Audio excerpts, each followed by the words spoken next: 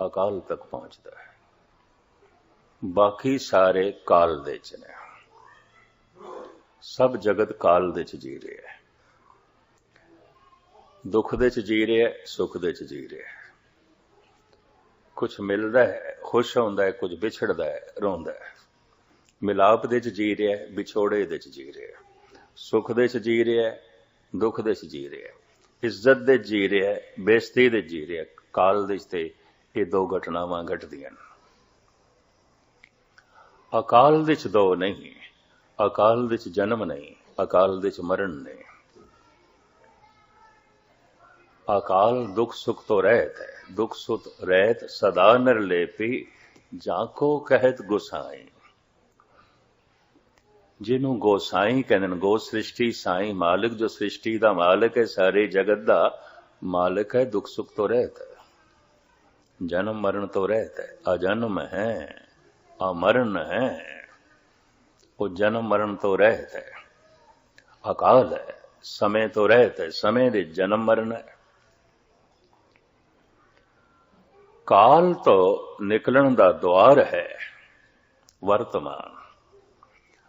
और साहिबा ने साफ कह दिता, वो जो प्रभु की मूर्त है अकाल है, काल नहीं है। काल ते हर मूर्ति नूं खा जांदा है, काल ते हर वजूद नूं खत्म कर देंदा है, काल ते सब कुछ नूं नाश कर देंदा है।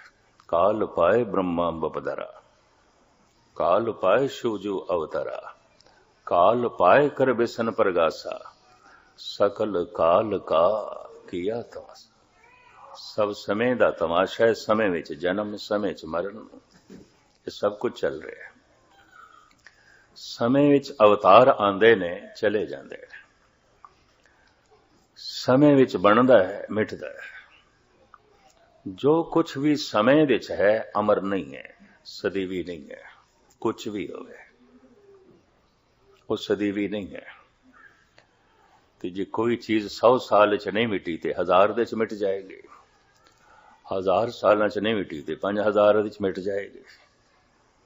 मिठे जिंदगी के निशान कैसे कैसे, जमीन खा गई आसमां कैसे कैसे।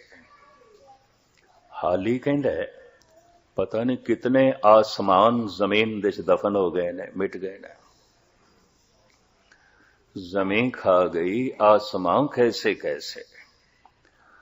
काल दे ते सब कुछ नासवंत है, सब कुछ मिट जाता है। जेड़ा मनुख काल दे जी रहा है संसारी, जेड़ा वर्तमान दे आण की कोशिश पिया करता है, साधु है, साधु है, साधना कर रहा है। ते जेड़ा वर्तमान तक पहुंच गया है, उहदी साधना नूं कुछ भाग लग गए ने, सिद्ध हो गया। इहदे बचनां च बरकत आ जाएगी, इहदे बोलां च बरकत आ जाएगी, क्योंकि वर्तमान दे च आ गया। इहदे कदमां दे च क्रांति आ जाएगी, इहदे हत्थां च भी बरकत आ जाएगी। पातशाह दी बाणी कहती है, जो कंचन नूं हथ लावे खेऊ सैती रल गया। ऐसे बेबरकते हथ होंदे ने कुछ, सोने नूं हथ पांदे ने मिट्टी हो जांदा है।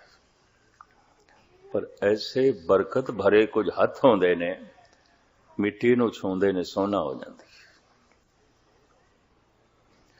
ऐसे बोल होंदे ने जिन्हों कहंदे ने वाक सिद्धि, मंत्र सिद्धि। पंजाबी च असीं वाक कह देने आ, बोल कह देने आ। संस्कृत दे च मंत्र कहंदे ने। गुरु दा बोल, गुरु दा वाक, गुरु दी आवाज, गुरु दा मंत्र, गल इक्को ही है। जिसदा बोल व्यर्थ ना जाए, उहदे बोलां च सतें आ गए। इहनूं कहंदे ने वाक सिद्धि, बोल सिद्धि, मंत्र सिद्धि। जो वर्तमान तक आ गया है, कुछ खेड बन गई है, ये साधु सिद्ध हो गया है। पर जो भगवान दे चला गया, अकाल दे चला गया, तो संत हो गया, ये तो ब्रह्म ज्ञानी हो गया, ये तो परमात्मा का रूप हो गया। अब तो जाए चढ़े सिंहासन, मिले हैं सारंग पाने। राम कबीरा एक भय है, कोई न सके पहचाने। हजारां च कोई एक अद साधु, और वो जो एक अद साधु है ये हजार इकट्ठे कीते जान तो कोई एक अद सिद्ध। ये जिहड़े सिद्ध ने ये हजार इकट्ठे कीते जान तो कोई फिर एक अद संत। साधु सिद्ध संत साधना करन वाले मिलणगे, मेरे ख्याल हर शहर दे च मिलणगे। सिद्ध हर शहर दे च नहीं मिलणगे, ते संत ये ते हर मुल्क दे च भी नहीं मिलणगे। चंदन तरना बन बन साधना पुर पुर माए।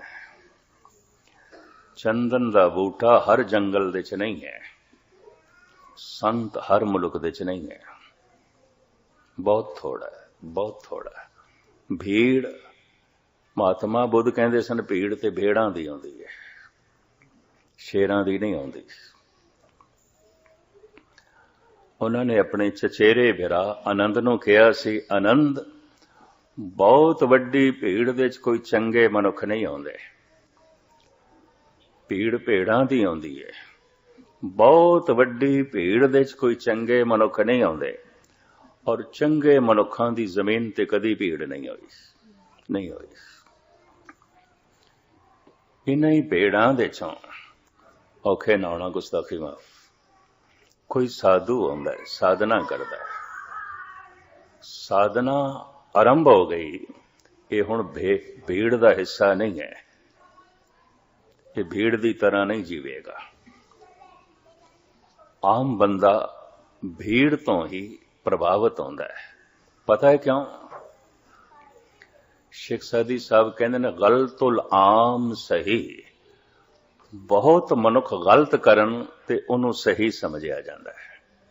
99 बंदे गलत करन ते एक बंदा ठीक करे, वो जो एक बंदा ठीक कर रहा है गलत समझिया जाएगा, 99 सही समझे जाएंगे।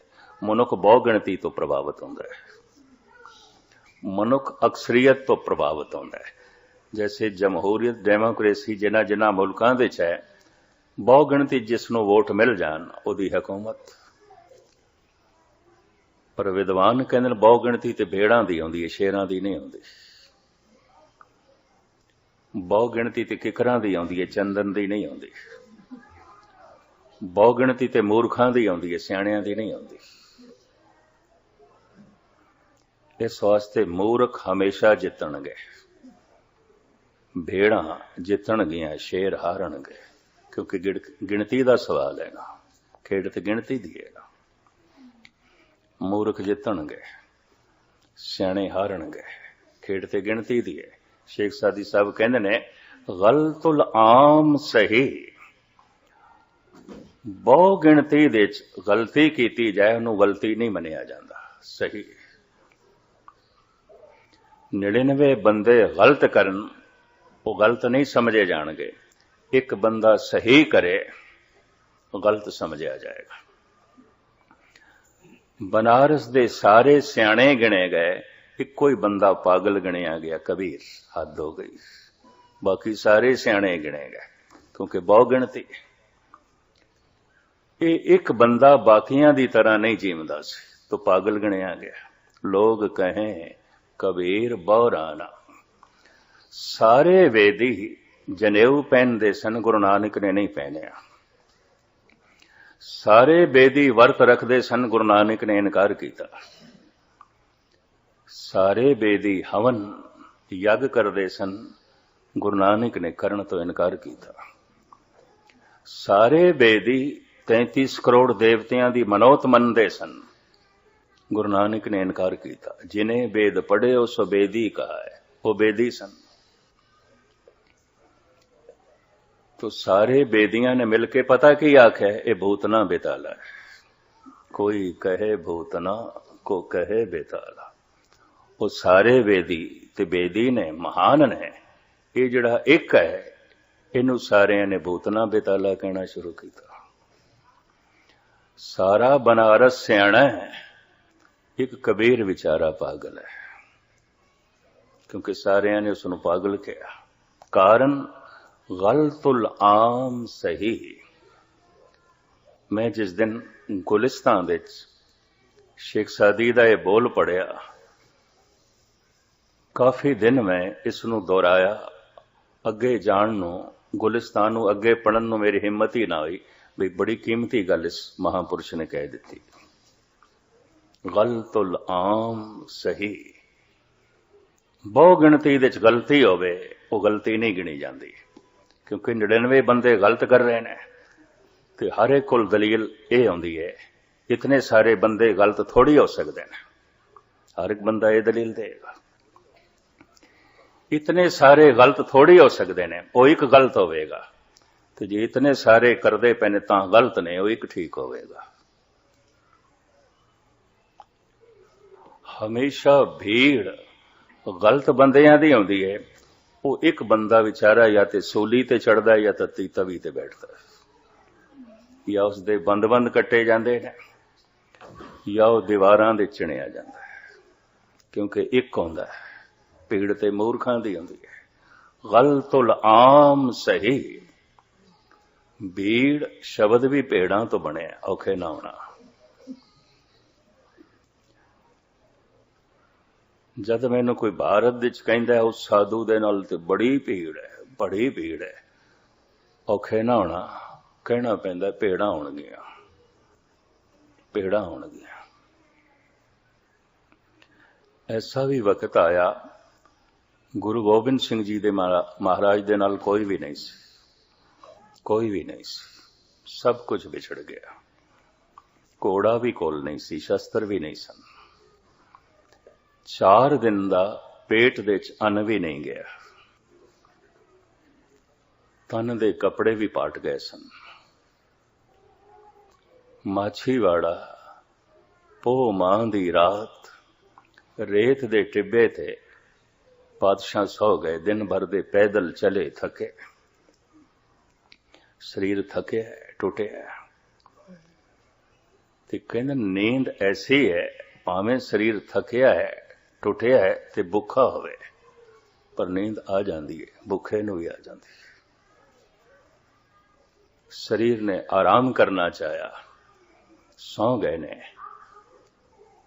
शुकराना पे निकलदा है यारड़े दा सानू सत्थर चंगा पट खेड़ियां दा रहना। ठीक है प्रभु, अज शस्त्र बस्त्र नहीं ने, अज कुछ भी नहीं है, ना साजो ना बाजो ना फौजो ना फर्श। श्री मुखवाक पातशाही 10वीं जफरनामा।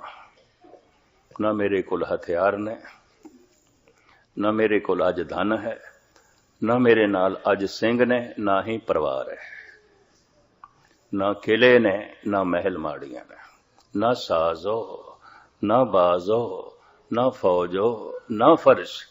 खुदावंद बख्शन दई ऐशो अर्श। ऐ खुदा तू ते हैं, ऐ प्रभु तू ते हैं। जद तू है ते भुख दे च भी आनंद बने होया है, जद तू है तो इकल दे च भी रौनक बनी हुई है, जद तू है तो रस बनया होया है, हौसला बनया होया है। हद हो गई, छोटियां छोटियां घटनावां नाल लोकां दे भरोसे टुट जांदे हुंदे ने। मैं एक दफा फिर दोहरा दियां, भरोसे टुट जांदे हुंदे ने, शरधा नहीं टुटदी। भरोसे ते निक्की निक्की गल ते टुट जाणगे, शरधा नहीं टुटदी। भरोसा सुनिया पढ़िया यकीन आ गया, भरोसा है टुट सकता है। शरधा वेखे मैं पेखे होरी ऊंचा मोहन सबते ऊंचा। हुण ऐसे पुरुष की शरधा किवें टुटेगी? इनू कहिए कोई मोहन नहीं है, वो कह रहा मैं वेख्या, तू किस तरह कहना नहीं है? मैं तो वेख्या, मैं पेखे होरी ऊंचा मोहन सबते ऊंचा। मैं तो वेख्या, तू जितना कहना है कह दे। ये श्रद्धा है, ना साजो ना बाजो ना फौजो ना फर्श। खुदावंद बख्शन दई ऐशो अर्श। हुण मैं अर्ज करा, काल दे च परिस्थिति बनी रहेगी, काल दे च औकड़ां होणगियां, क्योंकि काल दे च सिर्फ जन्म नहीं, हर जन्म मरण दे च बदलदा है। काल दे च सिर्फ हासे नहीं, रोने भी ने, सिर्फ नफा नहीं, नुकसान भी है। काल दे च जीण वाले नूं ऐसा समझ लेना चाहिए कि दोवें वारी वारी मेरी झोली च पैणगे, कदी सुख कदी दुख। जो वर्तमान दे च आ गया, थोड़ा जिहा दुख सुख तो उच्चा उठ गया। क्यों? करतापन थोड़ा समाप्त हो गया। काल दे ते कर्म चलता है, ये थोड़ा अकर्म होया है। हुण बहुत कुछ नहीं करता, सिर्फ वाहिगुरू मंत्र का उच्चारण करता है और ये एकदम दे पूरा हो जाता है। तो ये वर्तमान है, इत्थे आ गए, बस इन्ना ही कर्म करता है। हुण दो शब्द फिर ध्यान नाल सुनना। सारे कर्म इस वास्ते ने किधरे ये एक कर्म करिए, हजारां कर्म छुट जान, वो सारा कर्म कांड छुट जाए। उदी लोड़ है, कर्म दी लोड़ है ताकि अकर्म तक पहुंचीए। ते अकर्म दे प्रवेश करन दे पहले कर्म दी छोटी धार तक आना पैंदा है। ते कर्म दी छोटी धार वर्तमान दे च है। मैं एक दफा फिर अर्ज करा, शब्द यही ने मेरे को कहने वास्ते कि जेड़े साधना करदे होणगे, ये पौड़ी उन्हां दे पल्ले ते कुछ पा सकदी है, बाकियां दे नहीं। ते मैं फिर अर्ज करा, भीड़ दे विच भेड़ां आउंदियां ने। जो साधना करन लग पिया साधु, जिहदी साधना सफल हो गई है, सिद्ध वर्तमान तक आ गया है, कि जिहड़ा वर्तमान तो भी लंघ गया, भगवान दे च पहुंच गया, संत काल तो अकाल दे च जाना है। काल दे च भीड़ है, वर्तमान दे च बहुत थोड़े, बहुत थोड़े। भगवान दे च ते कोई करोड़ां च एक कोटन में नानक को नारायण जय जीत। करोड़ां च कोई एक। गुरु तेग बहादुर साहब जी कहते हैं, इस वक्त जमीन ते किन्नी आबादी होगी? 6 अरब के करीब कहते कि करोड़ इत्थे नहीं है, कोटन, कोटन बहुवचन है। कई करोड़ां दे कोई एक संत है, जना खना संत नहीं है। ये भी मैं अर्ज कर दें, जिस दिन कदी साधना करोगे तो थोड़ा जिहा किधरे साधना नूं भाग लगया, उस दिन संत की समझ भी आ जाएगी, उस तो पहले नहीं आएगी, आएगी नहीं। क्योंकि जगत काल दे च जी रहा है, ना अकाल दी समझ ना वर्तमान दी समझ। इस वास्ते पखंड पूजिया जा रहा है। पखंड सम्मानित है, पखंड सत्कारिया जा रहा है, और पखंड बड़ा श्रृंगार करता है। पखंड क्यों पूजिया जाता है? जेड़ा कम आम बंदे ना कर सकन ते वो करके दिखान। जैसे आम बंदे ते गृहस्थी ने ते वो आखन असी गृहस्थी नहीं है, असी नहीं गृहस्थी, असी गृहस्थ दा त्याग। ये बहुत वड्डी गल दिस पैगी तो पूजा चल पैगी। ते हुण कौन दसे? क्योंकि भीड़ इस तरह की पूजा करेगी। 10 गुरु साहिबान गृहस्थी ने, भगत गृहस्थी ने, राम गृहस्थी ने, कृष्ण गृहस्थी ने। शिव जी भावे रहंदे ते जंगलां च ने, पर पार्वती उन्हां दी पत्नी है, गृहस्थी ने। तो खैर आप दी ज्ञात लई अर्ज करा, जो कर्म हर मनुख ना कर सके तो कोई करके दिखावे, पूजा चल पैंदी, उसनूं करामात आख देन। लेकिन इसनूं गुरबाणी पखंड कहंदी है। प्रकृति दे नियम तो मनुख उल्ट ते नहीं चल सकेगा, लेकिन उल्ट चलदा होया दिखा सकेगा। जतन करे बिंद किवे ना रहाई, मनुआ डोले नरके जाई। गुरु नानक देव जी महाराज कहते ने, शरीर दे जद शक्ति अदक हो जाएगी, ये निकलेगी किसी न किसी तरीके नाल। जतन करे बिंद किवे ना रहाई, नहीं रह सकती। गुरु नानक मनुआ डोले नरके जाई, इस त्यागी दा मन डोलदा रहेगा। पखंडी लेकिन जगत पूजा करेगा, जगत पूजा करेगा। ये गुरु नानक दा वाक मैं तुहानूं सुना रहा। हुण जगत नूं पखंड दी भी समझ नहीं, ये भी मैं अर्ज करदे हां। करम धर्म पाखंड जो दिसे, महाराज जी कहते जो धर्म दिखाई दे रहा है वास्तविक पखंड है। जिहड़े कर्म कीते जा रहे ने धार्मिक पखंड ने, ये सिर्फ दिखाए जा रहे ने, वास्तविक है नहीं। ते करके ऐसा दिखाया जा सकता है। तो धार्मिक जगत की समझ तो उसनों पैगी जद कोई साधना कर रहा है, काल तो अकाल दे च जाण दे, एकदम दे च आण दे, मन नूं लैणा है एकदम दे च, कर्म तो अकर्म दे च, धर्म तो अधर्म दे च, अकर्म है अधर्म है, मजहब तो अमजहब दे च, नमस्तस्त अजबे नमस्तंग अमजबे। हे प्रभु तेरा कोई मजहब नहीं।